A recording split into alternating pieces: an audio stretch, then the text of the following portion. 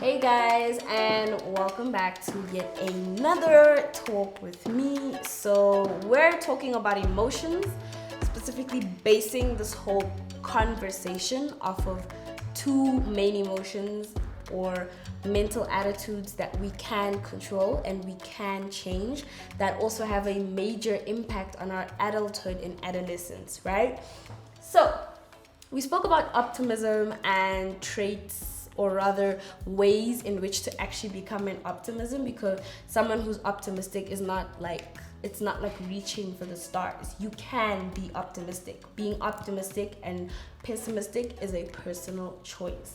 So speaking of pessimistic, we're gonna go a bit deeper into what a pessimist is. So who is a pessimistic person?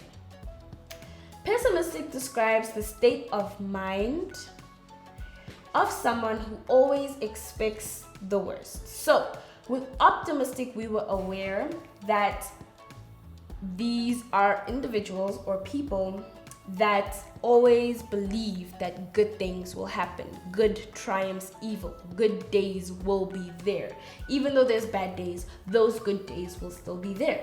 Whereas a pessimist is the complete opposite, where this state of mind always expects the worst. So even though this person can have good days, great days, it's the worst that is this person's foundation and focal point.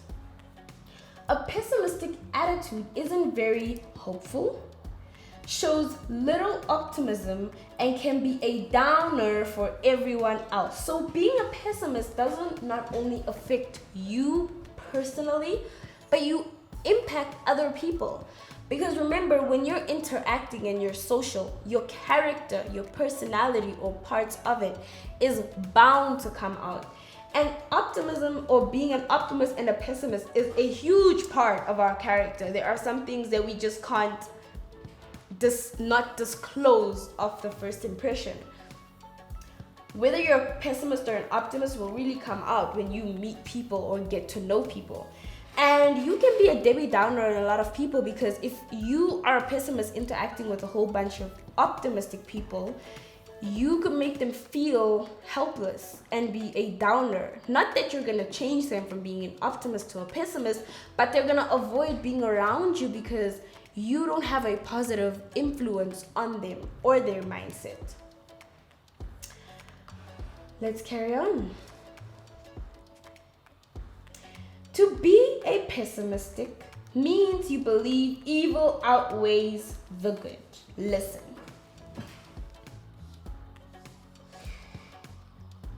Bad things happen in the world all the time. Bad things will continue to happen in the world. Bad things used to happen in the world. Past, present, and future all consist of both good and bad. What is the thing is that none outweighs the other. Good and evil is balanced, okay? This is my perspective.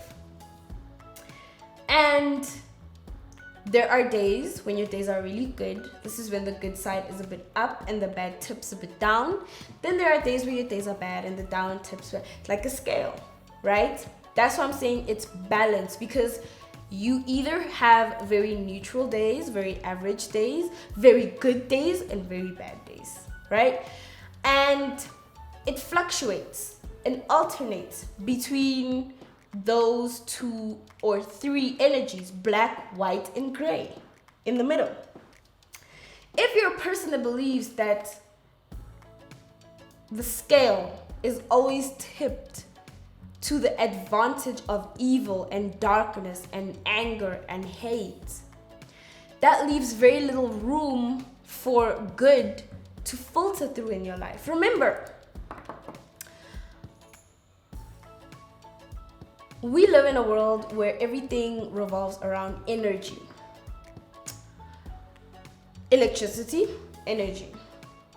Kinetic, non-kinetic, energy. Inside your body, energy.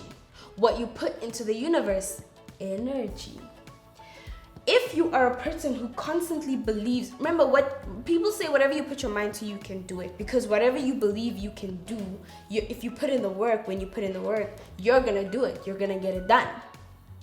If you're a person who believes that evil outweighs the good, in your life, evil will outweigh the good.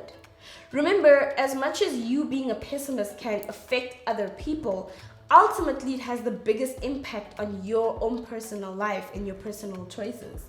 Because yes, you can be a Debbie Downer for other people, but at the same time, you may not acknowledge and show gratitude for the great things that happen in your life, and therefore very little of it can happen. Does very little of it happen, or do you just not notice that it's happened? How do you expect to show appreciation for things that you don't even or aren't even willing to take note of? If you're a person that believes that evil always outweighs the good, you're indirectly welcoming negativity into your space. You're low-key welcoming evilness into your space. I'm not saying that as an optimist, you don't invite or you are not prone to being in situations that are negative. That's not what I'm saying. I'm not saying being optimistic prevents you. But what I am saying is being optimistic means welcoming more good things into your life, and that's your focal point. Being a pessimist means welcoming darkness into your life, and that's your focal point. As a person who is a creative, let's say an artist is going to go look for artistic jobs. And a lot of the time, jobs presented like to that person will be related around the fact that he's such a good artist. Why? Because you are welcoming what you are good at. You are aware of what you're good at and what you need and what you're capable of. And so you only take note of the things that you are aware, good of, and can excel in. It could be that, or the universe just blesses you with opportunities that you can excel in. Whereas if you're a pessimist, you receive very little of that.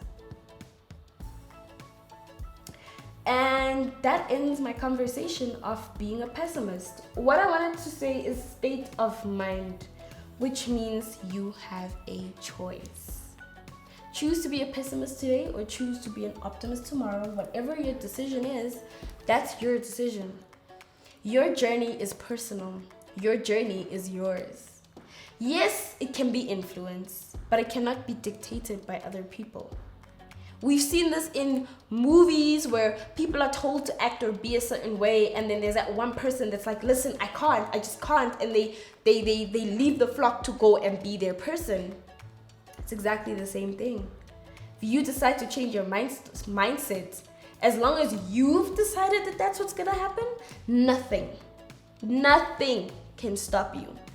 People say words are powerful, but so are your thoughts. Right? Because thoughts become words and words become physical. And you can control your thoughts. You can influence your thoughts. And if you influence your thoughts to a more positive outlook on life, that's great.